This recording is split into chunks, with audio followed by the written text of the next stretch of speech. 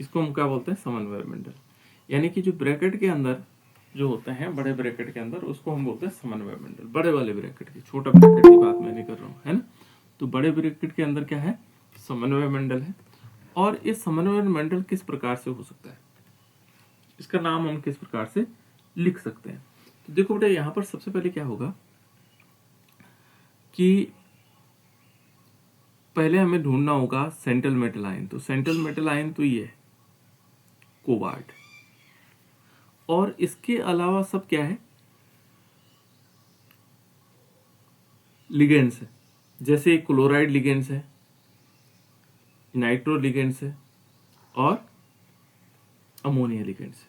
ये लिगेंड्स है, ठीक है ना। तो इन लिगेंड्स में क्या करेंगे, नाम लिखे जाएंगे। सबसे पहले हम क्या करेंगे, अब इधर कैटायन और एनायन तो है नहीं, है ना। तो अब सीधे कहां से शुरू होगा, लिगेंड से। और लिगेंड में क्या होगा, हमारे पास 3 लिगेंड्स है। एक तो ये वाला है, एक ये वाला है, और एक ये वाला। इन तीनों लिगेंड्स में सबसे पहले किसका नाम लिखा जाना चाहिए, क्योंकि यहां पर फिर क्या करेंगे, लिगेंड्स में अल्फाबेटिकल देखते हैं। तो अल्फाबेटिकल सबसे पहले कौन आता है, जब हम अल्फाबेटिकल देखेंगे तो सबसे पहले कौन आएगा, अल्फाबेटिकल सबसे पहले अमीन आते हैं, ए से शुरू होता है। फिर कौन से आते हैं, क्लोरिडो। फिर कौन आएंगे, तब आएगा हमारे पास नाइट्रेट, ठीक है ना, नाइट्रीटो, है ना। तो ये 3 आएंगे। देखो मैंने बताया था, जब NO2 ग्रुप क्या होगा, NO2 के रूप में लिखा होगा, तो हम समझ जाएंगे N क्या होगा, N वाला होगा। और जब ONO लिखा हो, तो इसमें क्या होगा, ऑक्सीजन वाला होगा, ठीक है। तो हमने क्या करना है, सबसे पहले लिखेंगे अमीन का नाम लिखेंगे। तो कितने अमीन है बेटे, ये 3 है। तो हम क्या लिखेंगे इसमें, ट्राई, और ये क्या आ जाएगा, अमीन, ट्राई अमीन हो गया, है ना। अमीन क्योंकि न्यूट्रल लिगेंड से, इसलिए अमीनो नहीं होगा, है ना, न्यूट्रल है, इसलिए हम क्या लिखेंगे, इसको अमीन लिखेंगे। और फिर क्या आएगा, फिर क्लोरीन वाला आएगा। तो कितने क्लोरीन है, डाई, और ये आएगा क्लोरीडो, क्योंकि नेगेटिव वाला है, ईडो आएगा। फिर आएगा नाइट्रो ग्रुप जो होता है वो भी माइनस वाला होता है, तो ये आएगा नाइट्रीटो, एक साथ लिखेंगे हम इसको, है ना, नाइट्रीटो। फिर नाइट्रीटो कौन सा वाला है, ये एन वाला है, क्योंकि नाइट्रोजन से जुड़ने वाला। फिर आएगा कोबाल्ट, कोबाल्टेट नहीं होगा क्योंकि इससे पहले कोई ग्रुप नहीं जुड़ा हुआ है, तो यहां पर आएगा कोबाल्ट। अब इसका आईपीसी ऑक्सीडेशन नंबर देखेंगे। तो ऑक्सीडेशन नंबर कैसे निकाल लेंगे, देखो हम वैसे तो तरीका सर बहुत सरल है इसका, लेकिन हम ऐसे निकाल के देखते हैं। Cl2 NO2 और फिर NH3 का होल थ्राइस, बड़े ब्रैकेट के अंदर। देखो बेटा, क्योंकि यहाँ पर हमें निकालना नहीं होता है, यहाँ हम सीधे क्या कर लिख सकते हैं, यदि हमें सीधा आ रहा हो, डायरेक्ट वाला शॉर्टकट आ रहा हो। तो वैसे भी देखा जाए, शॉर्टकट में देखेंगे तो 2 माइनस से हो गए और 1 माइनस से हो गया, ये तो 0 हो जाता है। तो यानी कि क्या होगा, x माइनस 3 होगा, 0 x इज इक्वल टू कितना होगा, +3। तो इसका 3 होना चाहिए। लेकिन यदि आपको ऐसा नहीं आ रहा तो आप निकालो, कैसे तरीके से कैसे निकालेंगे, ये तो मैंने शॉर्टकट बताया कैसे कैसे, जिनको पता होगा -2 हो सकते हैं, है ना। यहाँ पर 2 माइनस हो गया, फिर ये 1 माइनस हो गया, ये 0 हो जाता है। तो इस टाइप से आता है ना। तो यहाँ क्या होगा,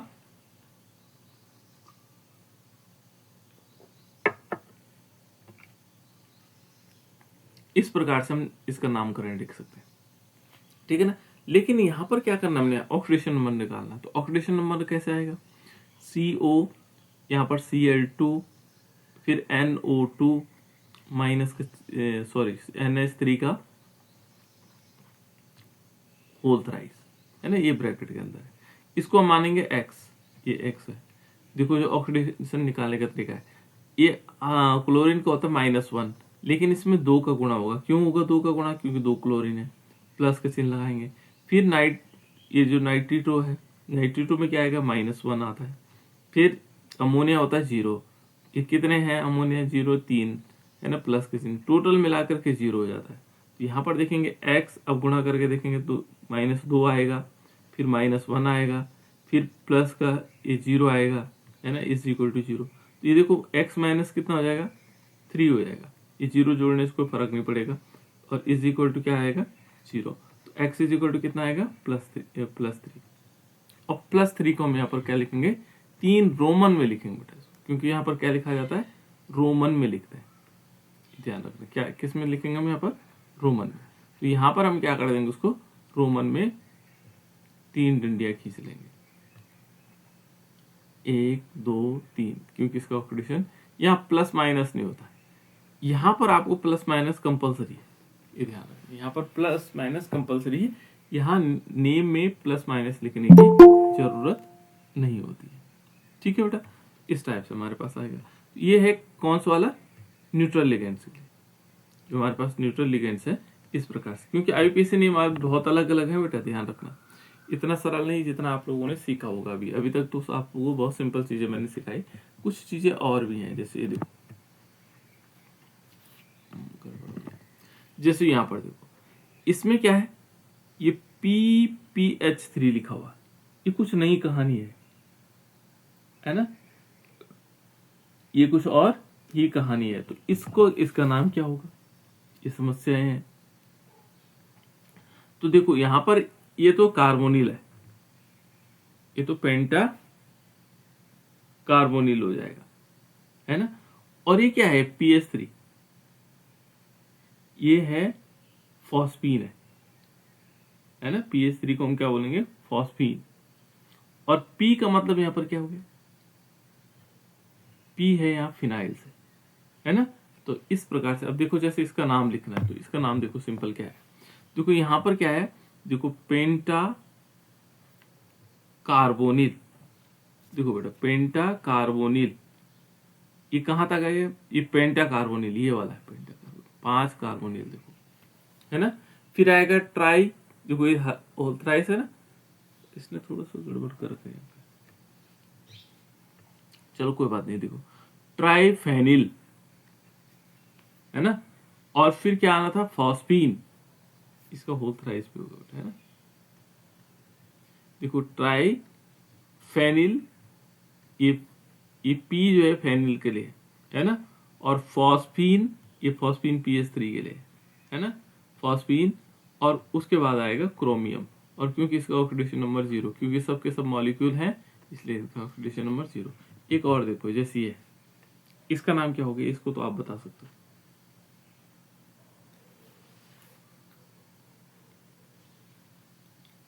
इसका नाम तो मैंने अभी बता दिया, CO का नाम क्या था, अभी यहां पर आपको पता लग गया क्या होगा बेटा। ये क्वेश्चन आते हैं छोटे छोटे, ज्यादा कॉम्प्लिकेटेड नहीं आता, आपके सिलेबस में नहीं है, लेकिन सरल वाले आते हैं। बताओ बेटा क्या होना चाहिए इसका नाम,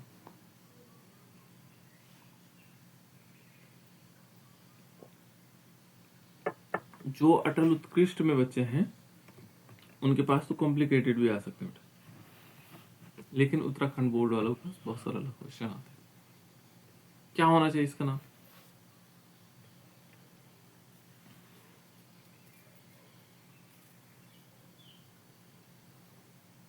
ये तो बता सकते हैं आप लोग। ये कितने हैं, यदि यहां देखोगे तो ब्रैकेट यहां लगा होगा, ये लिगेंड्स है बेटा, क्या नाम होगा इसका, कितने हैं, 4। तो 4 को क्या बोलते हैं, टेट्रा, है ना। और इसका नाम मैंने अभी आप लोगों को बताया था, इसका नाम क्या है, कार्बोनिल।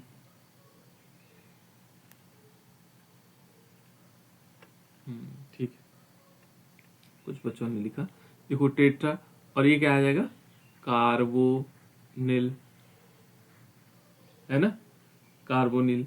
और ये आ जाएगा निकेल, कार्बोनिल निकेल आ जाएगा। अब उसके बाद देखो बेटा, यहां पर जो कार्बोनिल आया, ये यहाँ पर इसका ऑक्सीडेशन नंबर कितना आना चाहिए? 0।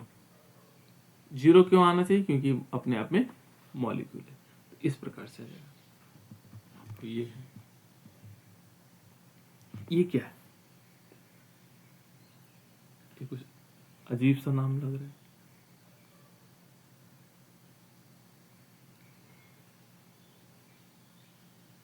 क्या होगा बेटे?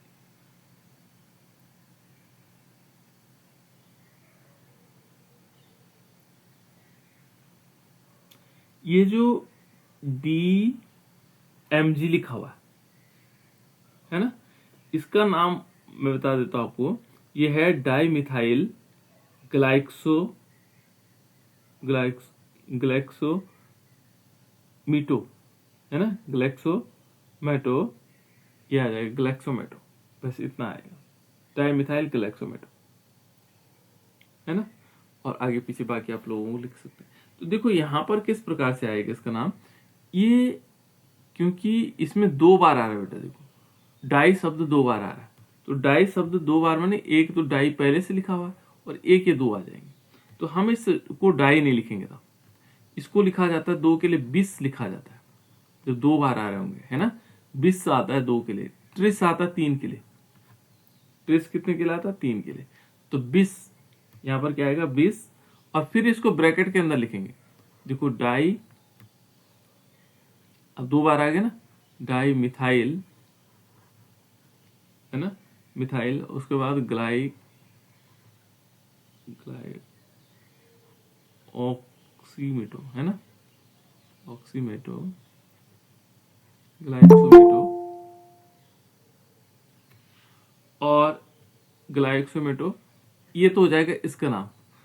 20 तो इसलिए आए 2 बार है, और डाई मिथाइल ग्लाइक्सोमेटो, है ना, इसका नाम हो गया।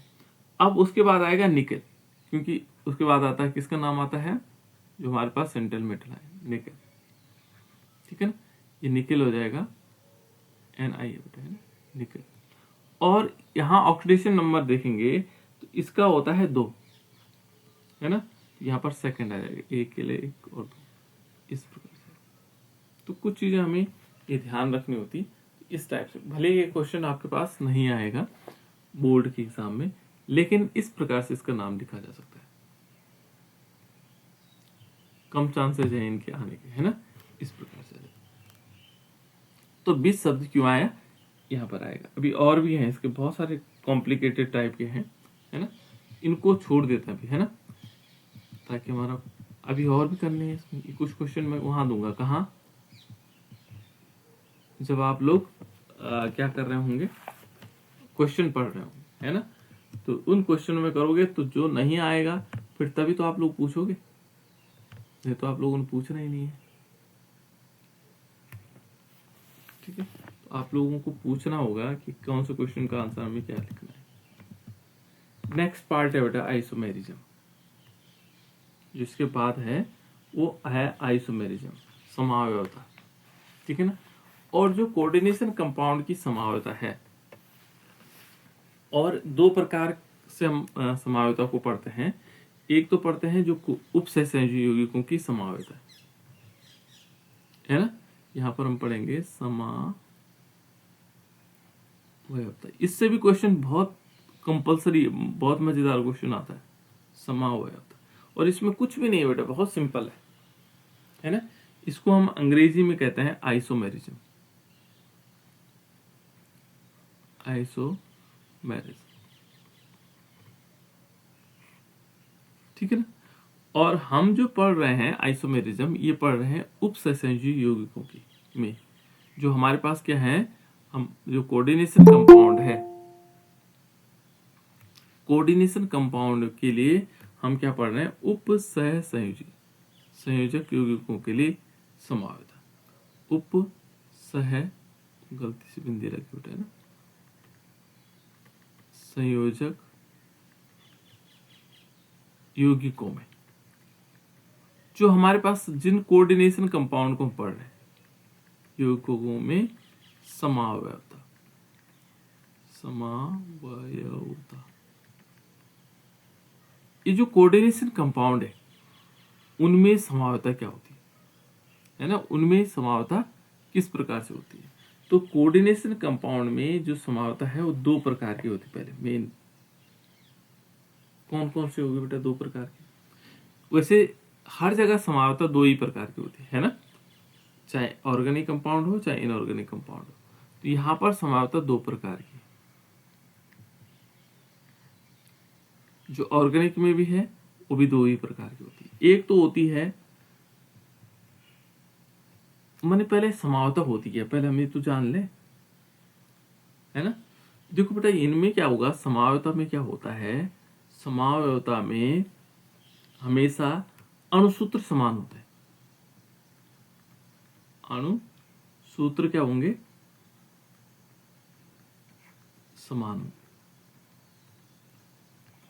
अणुओं का सूत्र होगा वो समान होगा, लेकिन उनकी जो संरचना होगी, संरचना वह कौन सी संरचना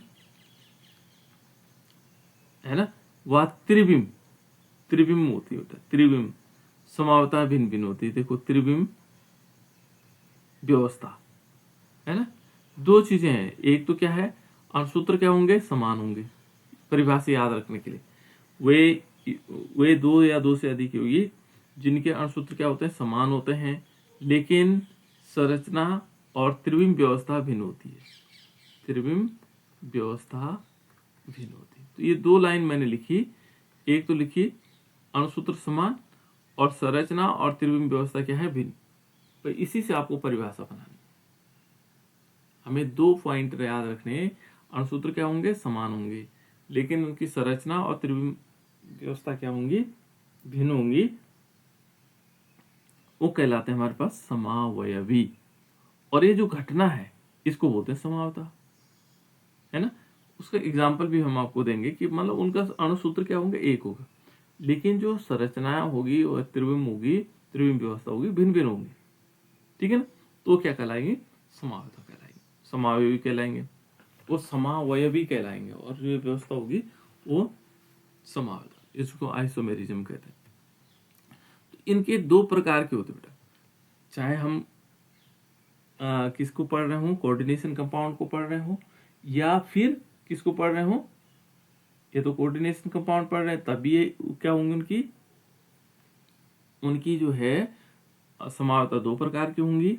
एक तो होगी संरचनात्मक समावता। क्या होगी? देखो जैसे यहां पर लिखा हुआ संरचनात्मकता, संरचनात्मक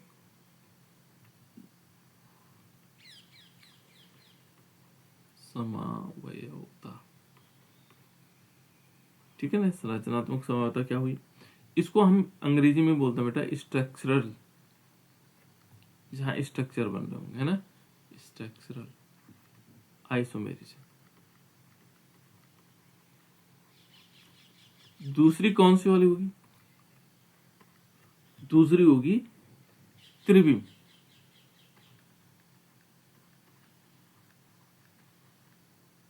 त्रिविम समावयवता,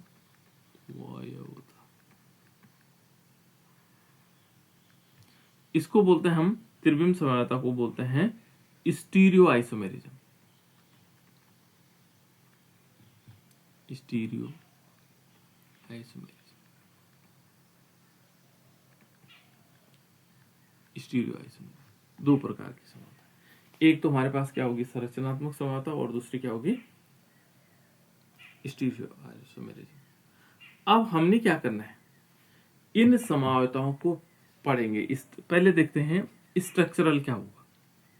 यहां प्रकार इस प्रकार की जो समावता होगी, इस प्रकार की समावता में क्या होगा?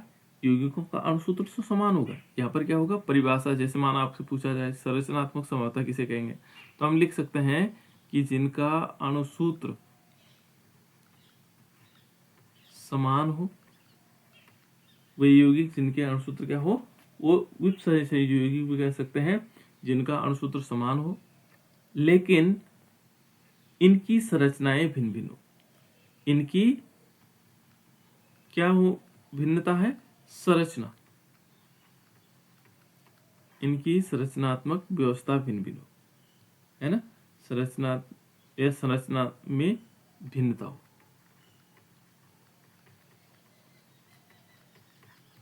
दो पॉइंट याद रखने बेटा, शॉर्टकट ऐसे बनाए जाते हैं ना।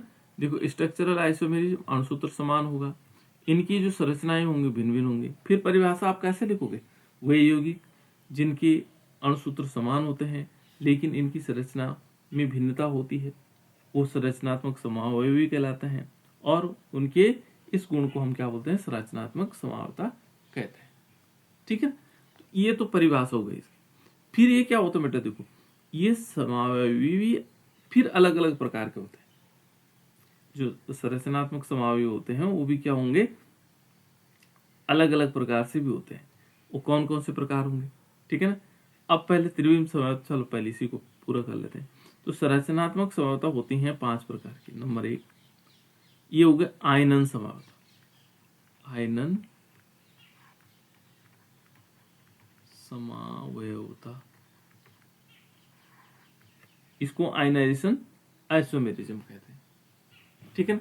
फिर इसका दूसरा पार्ट होता है, देखो इसी का बी पार्ट, और कितने प्रकार के, फिर उनके बारे में हम डिटेल पढ़ेंगे, है ना। देखो जैसे दूसरा है बंधक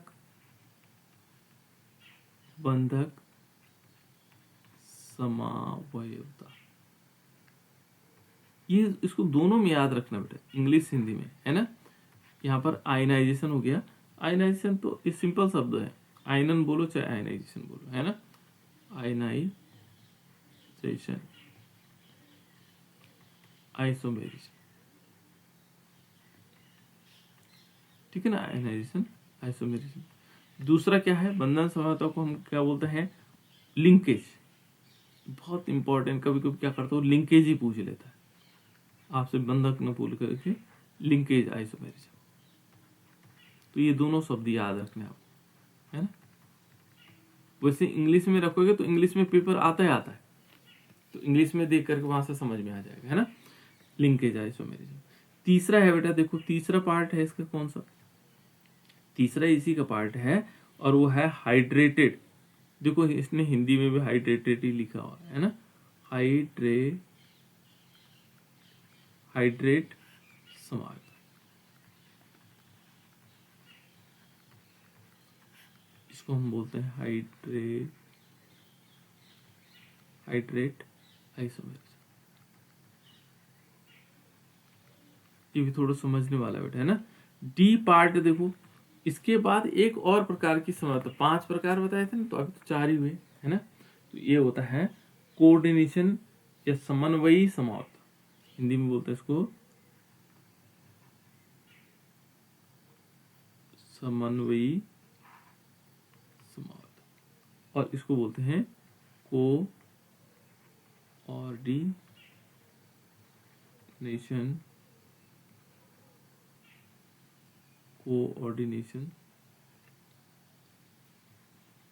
आइसोमेरिज्म।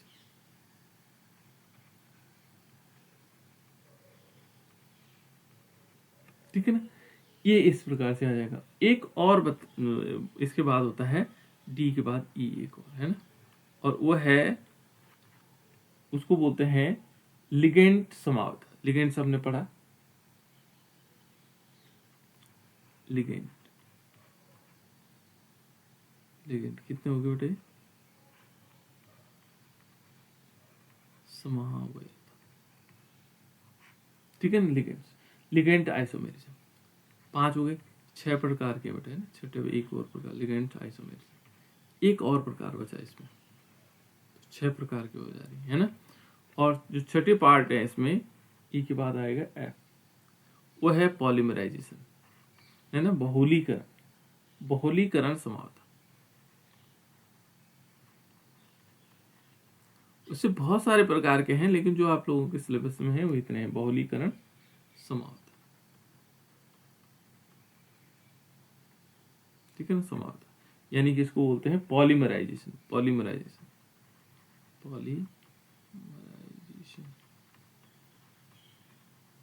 आइसोमेरिज्म, है ना। तो ये इतने प्रकार के हो गए बेटे। कौन सी वाली, जो हमारे पास कौन से है, स्ट्रक्चरल आइसोमेरिज्म है। जो स्ट्रक्चरल आइसोमेरिज्म है वो इतने प्रकार के हो गए। ठीक है ना। अब जो दूसरे प्रकार की समावता है ये त्रिविम समावता। अब त्रिविम समावता को यदि हम देखें तो त्रिविम समावता किस प्रकार से हो सकती है, तो त्रिविम समावता भी बेटा हमारे पास वैसे तो मेनली जो है ये 2 प्रकार की होती है, फिर इसके अलग अलग पार्ट उन्होंने बनाए हुए हैं, है ना। तो इसको हम मेन 2 प्रकार से मान लेते हैं।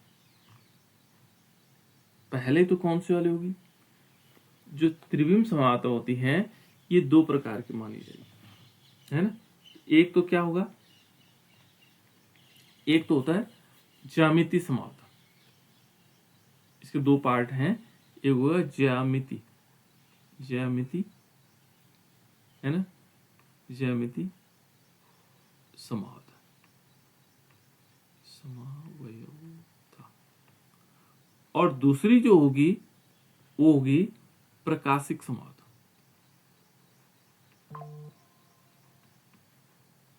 प्रकाशिक समावता। ठीक है ना, इसको आप ऐसे लिखें, ऑप्टिकल आइसोमेरिज्म, है ना। इसको ज्योमेट्रिकल कहा जाता है और इसको ऑप्टिकल कहा जाता है।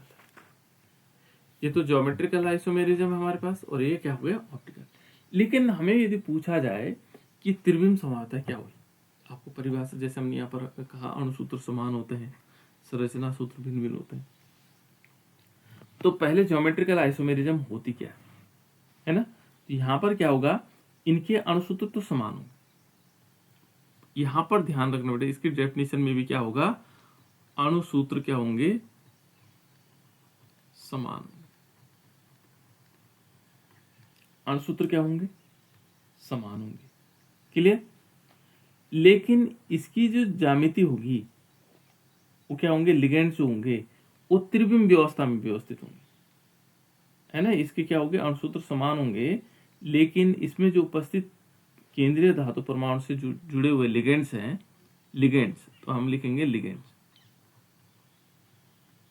लिगेंड, है ना। लिगेंड की जो व्यवस्था होगी उनमें भिन्नता होगी, व्यवस्था में भिन्नता होगी, ये ध्यान रखें। लिगेंड की व्यवस्था में भिन्नता होगी, अणुसूत्र क्या होंगे, समान होंगे, लिगेंड की व्यवस्था में भिन्नता होगी। यहां पर क्या होगा, अणुसूत्र समान होंगे लेकिन इनकी संरचना में भिन्नता होगी। ठीक है ना। फिर ये 2 प्रकार के हो गए, एक ज्योमेट्रिकल आइसोमेरिज्म और एक ऑप्टिकल आइसोमेरिज्म। ऑर्गेनिक में भी यही होता है बेटा इसमें, है ना। यहां पर ऑर्गेनिक में ये थोड़ा अलग होते हैं, यहाँ 5 प्रकार के होती हैं, उनके नाम अलग होते हैं बस। यहां तक तो समान है, इसमें जो कार्बनिक रसायन है वहां भी समावता 2 प्रकार की होती हैं, एक संरचनात्मक समावता होती है, एक त्रिविम समावता होती है। यहाँ पर संरचनात्मक समावता 5 प्रकार की होती है, उनके नाम अलग होते हैं, इसमें इस टाइप के नहीं होते। लेकिन जो त्रिविम समावता है उसमें ज्योमेट्रिकल आइसोमेरिज्म और ऑप्टिकल आइसोमेरिज्म होते हैं। फिर इनके अलग अलग पार्ट है, जैसे ज्योमेट्रिकल आइसोमेरिज्म के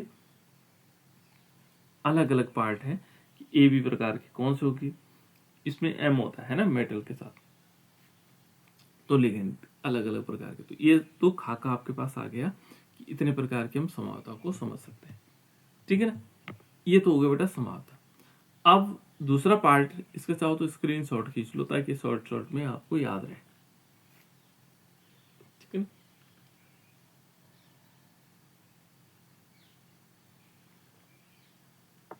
हो गया, हो गया। अब देखो बेटा, इसमें इसको मिटा दूं मैं,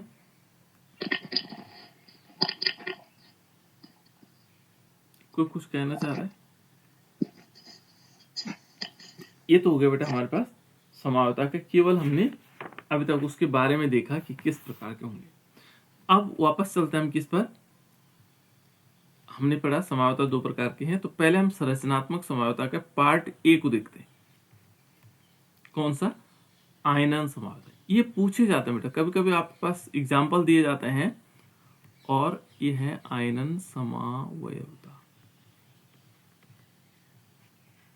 इसको हम बोलते हैं आयोनाइजेशन, आयोनाइजेशन और आइसोमेरिज्म, आयोनाइजेशन आइसोमेरिज्म। ठीक है ना, ये आयोनाइजेशन आइसोमेरिज्म। और आयोनाइजेशन आइसोमेरिज्म में होता क्या, पहले हम इसकी डेफिनेशन को देखेंगे। इसमें क्या होगा बेटा, देखो डेफिनेशन में हमेशा जितनी भी समावता है वहां पर क्या लिखोगे आप लोग, ये लिखोगे अणुसूत्र क्या होंगे, इनके समान होंगे। अणुसूत्र क्या होंगे, समान। अणुसूत्र तो सभी के समान है ना। लेकिन यहां पर क्या होगा, यदि हम इसमें विलयन बनाएं परंतु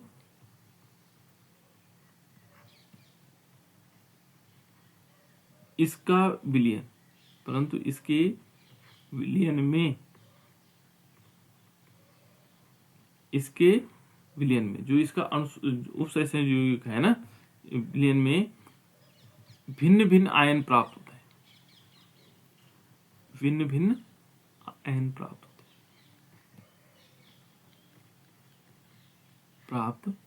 होते हैं।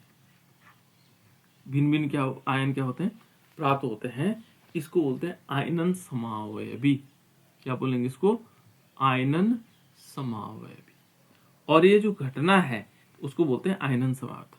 उसको क्या कहा जाता है, आयनन समावता। तो ये आयनन समावता की परिभाषा हो गई, ठीक है। इसके का मतलब हो गया बेटा उपसहसंयोजक, है ना, यौगिकों के, ठीक है ना। तो यहां पर लिखेंगे उपसहसंयोजकों के।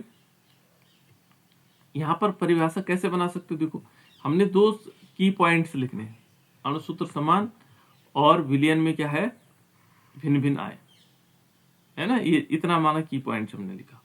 तो हम क्या लिख सकते हैं परिभाषा, वे सहसंयोगिक जिनके अणुसूत्र समान होते हैं परंतु विलयन में से प्राप्त, या विलयन परंतु इनके विलयन या इसके विलयन या इनके विलयन भिन्न भिन्न आयन प्राप्त होते हैं, या इनके विलयन से भिन्न भिन्न आयन प्राप्त होते हैं, उसे हम क्या बोलते हैं, आयनन समावयवी कहते हैं। और ये घटना क्या कहलाती, आयनन समावता कहलाती, ठीक है।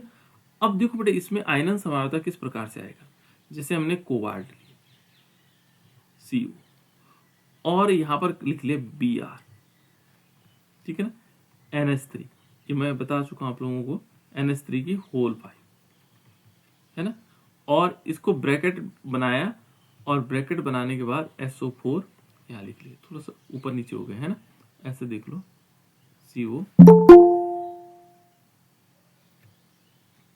CO और ब्रोमीन यहाँ पर दिखाया मैंने, फिर NH3 और इसका होल 5, है ना, और इसको ब्रैकेट क्लोज किया और यहाँ लिखा SO4, ये लिखा है ना। चलो मानिए ऊपर नीचे हो गया था इसलिए मैंने इसको हटा दिया।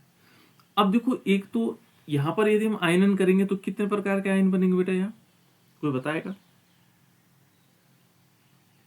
यहाँ मैंने बताया था आपको कौन से आयन बनेंगे। देखो आयन बनेंगे, ये ब्रैकेट के अंदर वाला तो टूटेगा नहीं, ये तो टूटता नहीं, एक आयन बनेगा ये और एक आयन बनेगी, ठीक है ना।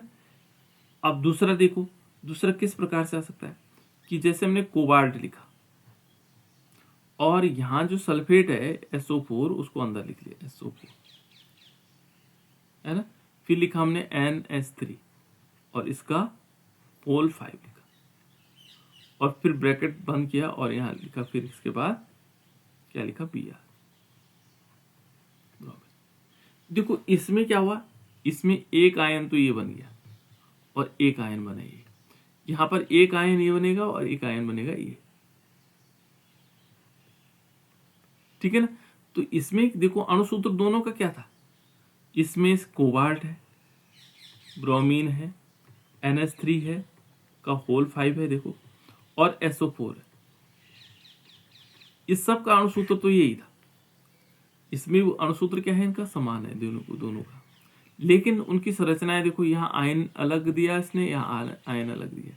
तो क्या होगा, इसके जो विलयन, यदि हम विलयन बनाएंगे इसके आयन अलग होंगे और इसके आयन अलग अलग होंगे, तो इसलिए ये क्या कहलाएगा, आयनन समावता कहलाएगा। ये दोनों क्या है, आयनन समावयवी है, जिनमें आयन क्या है, अलग अलग प्राप्त हो जाए। तो वहां पर कभी कभी क्या करते बेटे कि आप लोगों के पास क्वेश्चन दे देता है कि इनमें कौन सी समावता हो गया, 2 एग्जाम्पल दे दी और इन एग्जाम्पलों में पूछ लेगा कि इनमें कौन सी समावता। तो यहाँ फटक से आप लोग देखोगे कि इनके आयन अलग अलग हो रहे हैं, इनके आयन क्या हो रहे हैं, अलग अलग हो रहे हैं।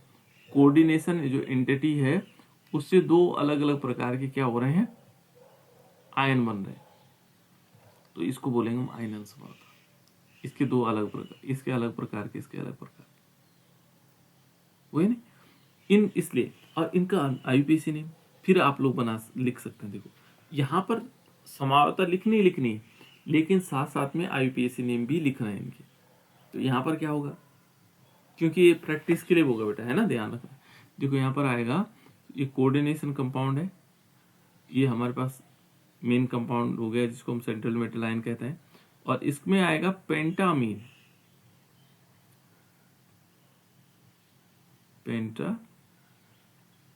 अमीन हो जाएगा ब्रोमीडो। इसका नाम क्या आएगा, ब्रोमीडो, पेंटामीन ब्रोमीडो, ब्रोमीडो हो जाएगा, पेंटामीन ब्रोमीडो।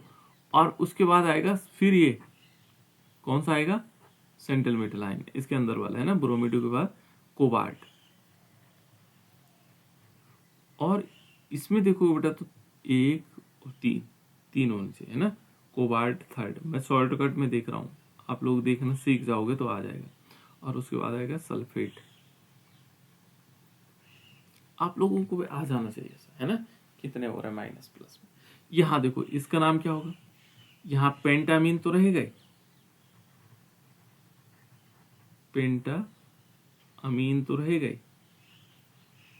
पेंटामीन।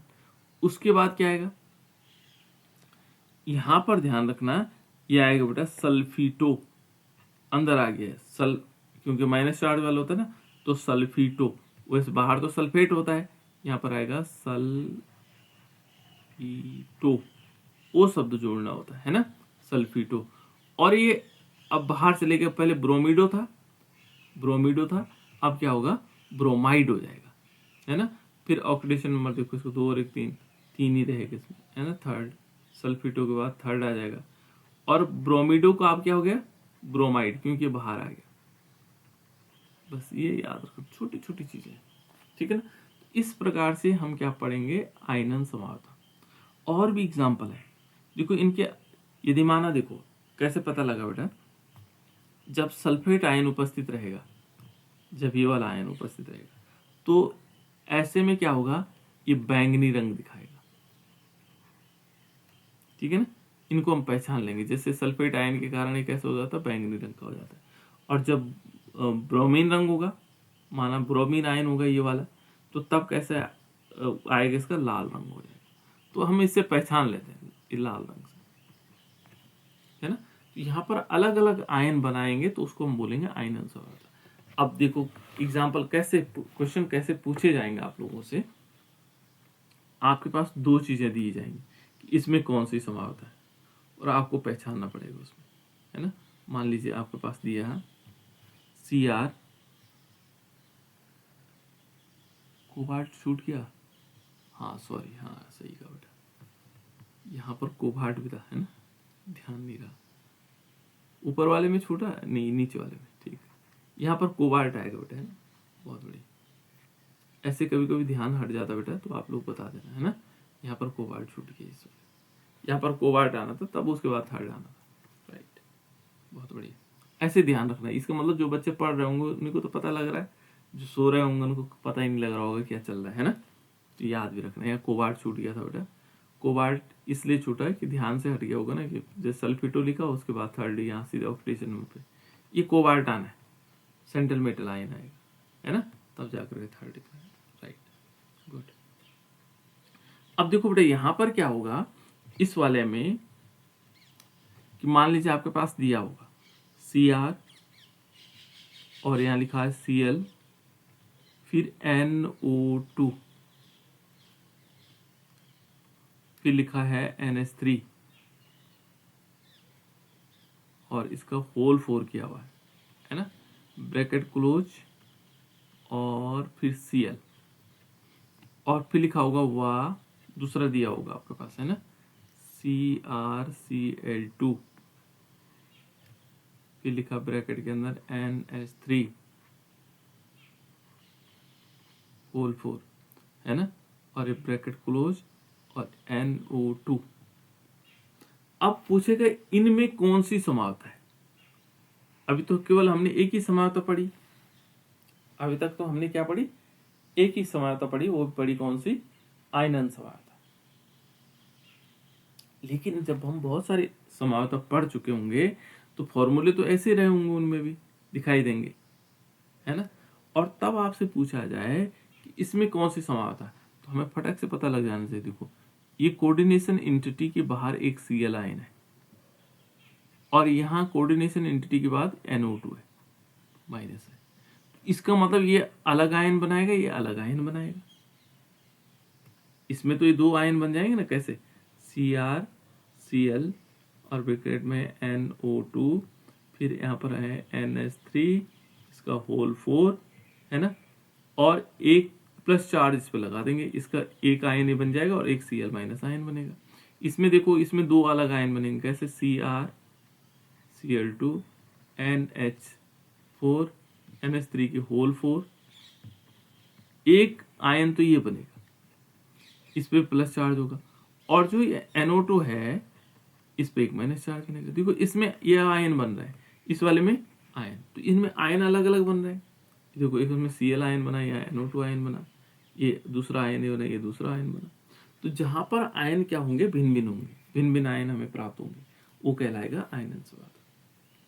और भी एग्जाम्पल है बेटा, है ना, उन एग्जाम्पल को आप लोग देख लोगे। तो ये है आयनन समावता। सबको समझ में आ गया आयनन समावता क्या होगी। दूसरा नंबर है लिंकेज आइसोमेरिज्म, जिसको हम बोलते हैं, ये लिंकेज आइसोमेरिज्म जिसको हम बोलते हैं बंधक समावता, आइसोमेरिज्म। लिंकेज का मतलब होता है बेटा यहाँ पर बंधक,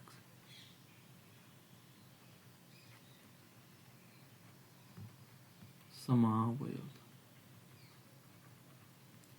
अब लिंकेज आइसोमेरिज्म में यदि देखोगे तो लिंकेज आइसोमेरिज्म में क्या होगा,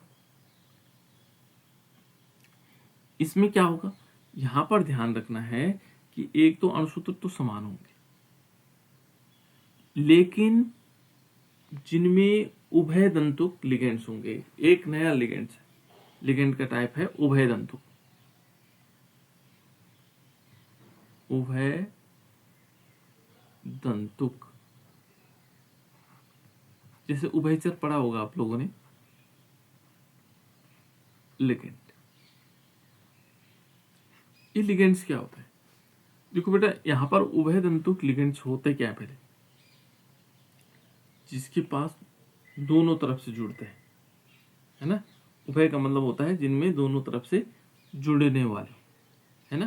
तो यहां पर क्या होंगे, जिनमें उभय दंतुक लिगेंड्स उपस्थित होंगे, वो क्या करेंगे, वो दिखाएंगे हमारे पास लिंकेज आइसोमेरिज्म, ठीक है ना। यानी कि ऐसे यौगिक जो दो बंधक समावयवी होते हैं, जिनमें दो बंध होते हैं, है ना, केंद्रीय परमाणु से दो जगहों से जुड़ सकते हैं, तो उसको बोलते हैं उभय दंतुक, ठीक है ना। जैसे मान लीजिए हमारे पास NO2 है,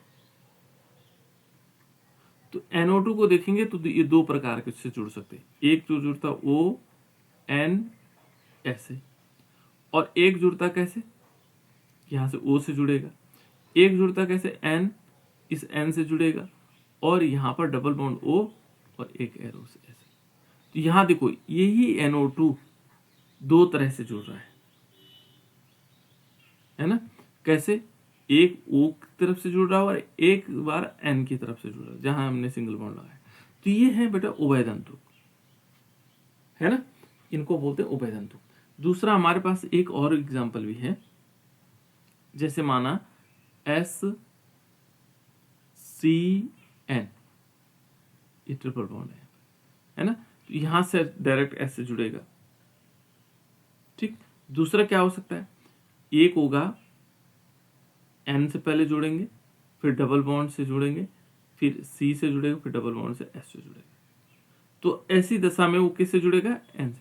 देखो दोनों का फॉर्मूला एक ही चीज है, SCN, SCN दोनों में एक जैसा है ना। तो ये दो तरह से जुड़ सकते हैं मेटल, तो इनको बोलते हैं उभय तंतु। एक तरफ S से जुड़ रहा है और एक तरफ किससे जुड़ रहा है? N से। तो इनको बोला जाता है बेटा उभय तंतु। एक मिनट है, इसको क्या बोला जाता है? उभय तंतु। तो यहाँ पर उभय तंतु का मतलब हो गया जहां पर दो तरफ से जुड़ रहा होगा, तो ऐसे हमारे पास लिगेंड्स हैं, तो वहां पर आएगा उभय तंतु आइसोमेरिज्म। उसको क्या बोलेंगे? उभय तंतु आइसोमेरिज्म कहा जाता है।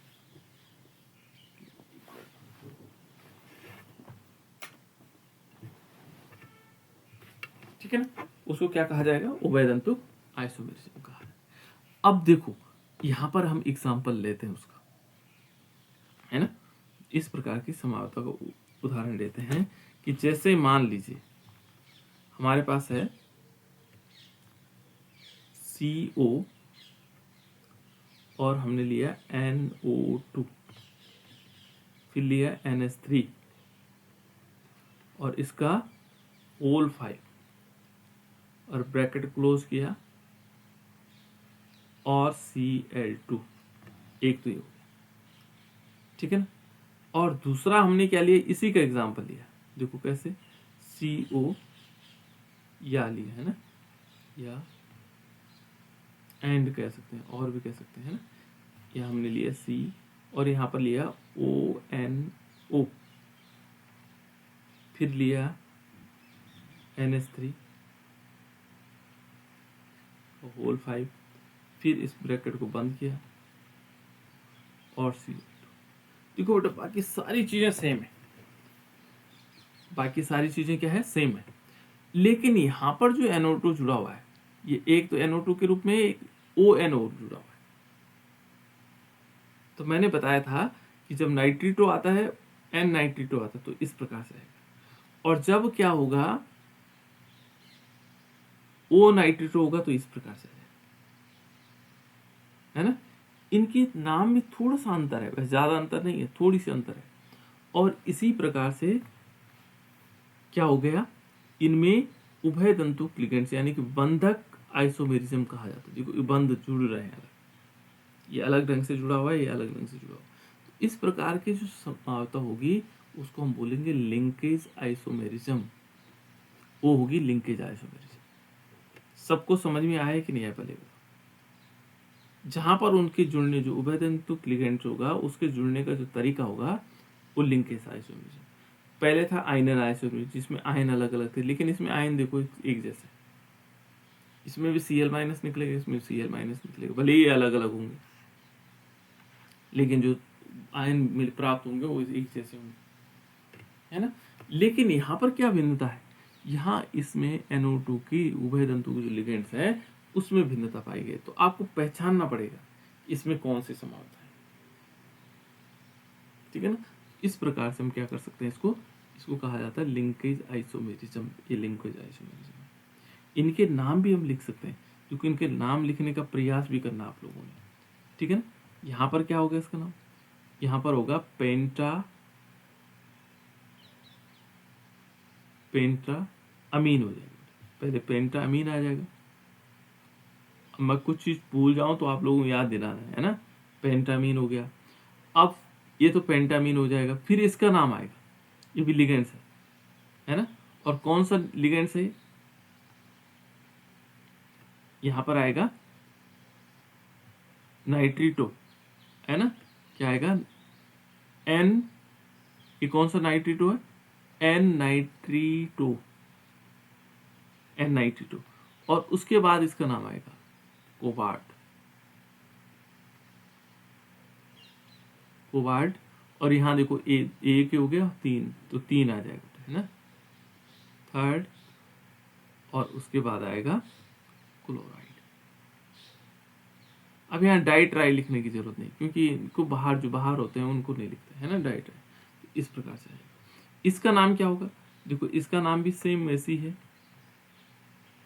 पेंटा अमीन तक तो हम ऐसे लिख लेंगे, पेंटा अमीन। यहाँ हाँ नाइट्रोटो है ना, फिर क्या लिखो पेंटामीन के बाद ओ, और फिर यहाँ ओ आएगा, है ना, ओ यहाँ पर लिखेंगे क्योंकि ऑक्सीजन से जुड़ा हुआ, और इसका नाम भी क्या आएगा, देखो यहाँ पर हमने क्या किया, ओ से जोड़ा, तो इसका नाम आएगा, इसका ओ नाइट्रीटो, नाइट्रीटो, नाइट्रीटो, और फिर क्या आएगा, कोबाल्ट, कोबाल्ट, और थर्ड, और फिर क्या आएगा बेटा इसमें, क्लोराइड। इसीलिए मैंने आईपीएसी नेम ज़्यादा डिटेल में, क्योंकि मुझे मालूम था कि फिर आगे भी हमने लिखते रहना आईपीएसी नेम में, जब तक कोऑर्डिनेशन कंपाउंड रहेगा तो तब तक ये आईपीएसी नेम आता रहेगा। आईपीएसी नेम का हमने बेसिक चीज़ें पढ़ ली थी, और उसके बाद हमें ये डिटेल पढ़ने मौका मिलेगा इसमें, ठीक है ना बेटा। तो इस टाइप से हम क्या करेंगे, इसको लिखेंगे।